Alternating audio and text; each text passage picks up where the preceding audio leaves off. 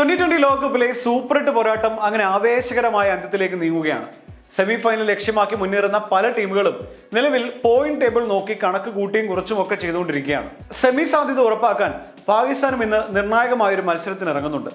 Super 8-ലെ ന്യൂസിലൻഡുമായുള്ള ആദ്യ മത്സരം മഴ മൂലം ഉപേക്ഷിച്ചുകൊണ്ട് 1 പോയിന്റ് മാത്രമാണ് പാകിസ്ഥാൻ ലഭിച്ചിരുന്നത്.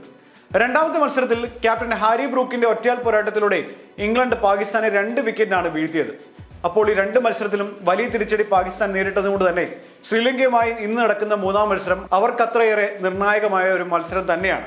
ഇംഗ്ലണ്ടുമായുള്ള മത്സരത്തിൽ ആദ്യം ബാറ്റ് ചെയ്ത പാകിസ്ഥാൻ നിശ്ചിത ഓവറിൽ 9 വിക്കറ്റ് നഷ്ടത്തിൽ 164 റൺസാണ് സ്വന്തമാക്കിയത്. ഇംഗ്ലണ്ട് 19.1 ഓവറിൽ ഈ ലക്ഷ്യം മറികടക്കുകയും ചെയ്തിരുന്നു. ഈ മത്സരത്തിലെ തോൽവിയോടെ പാകിസ്ഥാൻ പോയിന്റ് പട്ടികയിൽ 3-ാമതുമായി.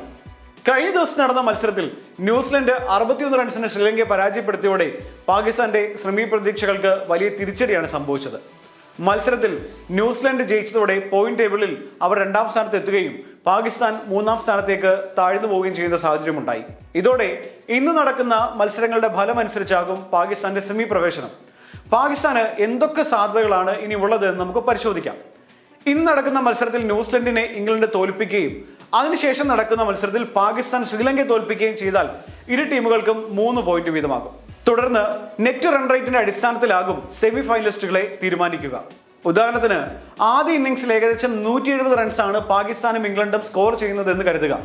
ഇംഗ്ലണ്ട് ന്യൂസിലൻഡിനെ 50 റൺസിന് തോൽപ്പിക്കുകയും പാകിസ്ഥാൻ ശ്രീലങ്കയെ ഏകദേശം 20 റൺസിന് തോൽപ്പിക്കുകയും ചെയ്താൽ റൺ റേറ്റിൽ വലിയ വ്യത്യാസം വരും. ഇതോടെ പാകിസ്ഥാന് സെമിയിലേക്ക് ഈസിയായി പ്രവേശിക്കുകയും ചെയ്യാം.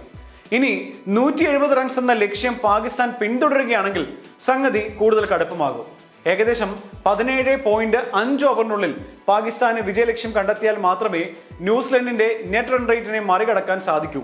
അതേസമയം ന്യൂസിലൻഡ് ഇംഗ്ലണ്ടിനെ തോൽപ്പിച്ചാൽ ശ്രീലങ്കയ്ക്കെതിരായ മത്സരം കളിക്കും മുമ്പ് തന്നെ പാകിസ്ഥാൻ സെമി പോരാട്ടത്തിൽ നിന്ന് പുറത്താകുകയും ചെയ്യും. ന്യൂസിലൻഡ് ഇംഗ്ലണ്ട് മത്സരം ഇനി മഴ മൂലം റദ്ദാക്കിയാൽ പോലും പാകിസ്ഥാന് അവസാന മത്സരത്തിൽ ശ്രീലങ്കയെ തോൽപ്പിച്ചാലും സെമി പ്രവേശനം നേടാൻ കഴിയില്ല.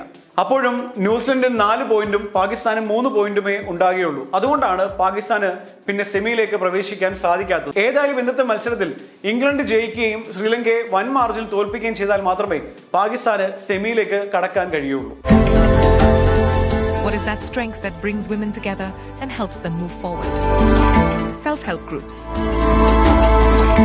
Central Bank of India, under DAY NRLM, provides financial support to self-help groups and through sent Nari Shakti to their members.